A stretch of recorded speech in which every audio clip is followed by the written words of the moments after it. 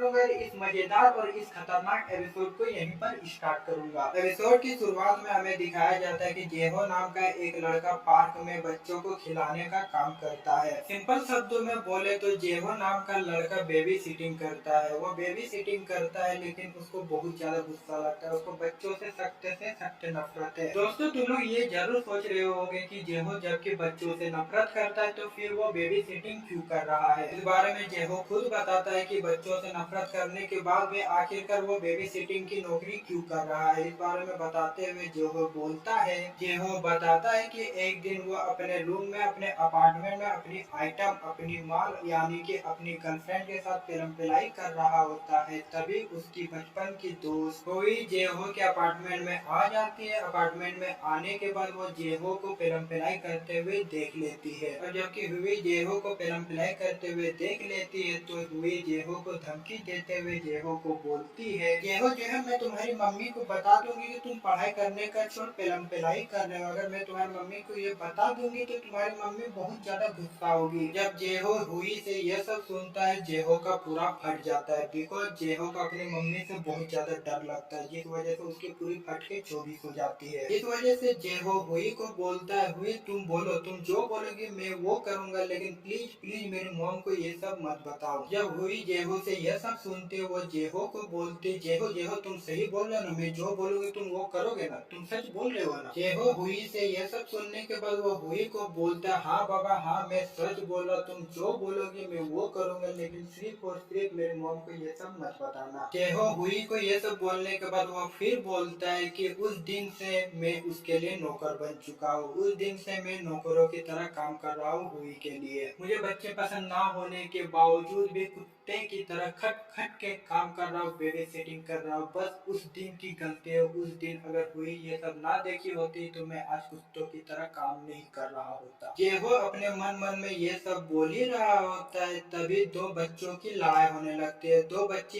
एक दूसरे को घुसा मारने लगते हैं, पटक पटाई करने लगते हैं। दोनों बच्चे एक दूसरे से इतनी लड़ाई करते हैं कि दोनों बच्चे रोने लगते हैं। बच्चों की रोने की आवाज सुन के उसकी मॉम वहाँ पर आ जाती है। दोनों बच्चों की माँ आके जेहो को गालियाँ देने लगती है और डांटने लगती है। गालियाँ देते और डांटते हुए दोनों की मॉम जेहो को बोलती है, तुम्हारे पास हम अपने बच्चों को छोड़ के जाते, लड़ने के लिए छोड़ के जाते हैं का, मार पीट करने के लिए छोड़ के जाते हैं का। दोनों बच्चों की माएँ जेहो को बहुत खड़ी कोटी सुना रही होती है लेकिन जेहो को इन बातों से घंटा कोई भी फर्क नहीं पड़ता है। जेहो उन माओ को पूरा घूर घूर के देख रहा होता है। जेहो भला उन दो बच्चों की माओ को देखे भी क्यों ना, क्योंकि वो दो बच्चों की माएँ इतनी कंटाप, इतनी कमाल की, इतनी बवाल की और इतनी औसम माल दिख रही होती है कि जेहो की नजर उन दोनों माओ से हटती नहीं। दोनों माएँ जेहो के ऊपर चिल्ला रही होती है लेकिन जेहो को इससे घंटा कोई भी फर्क नहीं पड़ रहा होता है। तभी हुई आती है, हुई दोनों माओ से माफी मांगती है। हुई दोनों माओ से माफी मांगने के बाद दोनों माओ को बोलती है, सॉरी गलती हो गई, अब से ऐसे मिस्टेक कभी भी नहीं होगी, तुम्हारे बच्चे कभी एक दूसरे से नहीं लड़ेंगे और रोने भी नहीं देंगे। हुई की ये सारी बातें सुनने के बाद दोनों माएँ शांत हो जाती है। शांत होने के बाद वे अपने बच्चों को अपने साथ अपने घर ले जाती है। माहौल शांत होने के बाद दोनों माओ के वहाँ से जाने के बाद हुई जाती है जेहो के पास और जेहो को डांटते हुए बोलती है, जेहो अगर तुम अगली बार ऐसे मिस्टेक किए तो तुमको नौकरी से निकाल दूंगी। हुई से ये सुनने के बाद जेहो अपने मन में बोलने लगता है कि लग रहा है मैं तो यहाँ पर काम करने के लिए मरा जा रहा हूँ, मेरे को तो यहाँ पर काम करना ही नहीं था, तेरी जबरदस्ती की वजह से, तुम्हारी धमकी की वजह से मैं यहाँ पर काम कर रहा हूँ, हाँ निकाल दो मुझे यहाँ से, मुझे नहीं काम करना है यहाँ पर। जेहो अपने मन में ये सब बोलता है क्योंकि वो मुंह में तो बोल सकता नहीं है, क्योंकि अगर जेहो हुई के मुंह पे ये सारी बातें बोल देता तो हुई जाती जेहो के माता पिता के पास और उसकी सारे कांडे खोल देती, सारी बातें बता देती, जिस वजह से अपना जेहो ना चाहते हुए भी हुई की सारी बातें मानना पड़ता है उसको और हुई के कैफे में उसको बेबी सिटिंग का काम करना पड़ता है। हुई और जेहो के बीच ये सारी बातें होने के थोड़ी देर बाद हमें दिखाया जाता है एक मम्मी अपनी बेटी को झूला झूला रही होती है, झुककर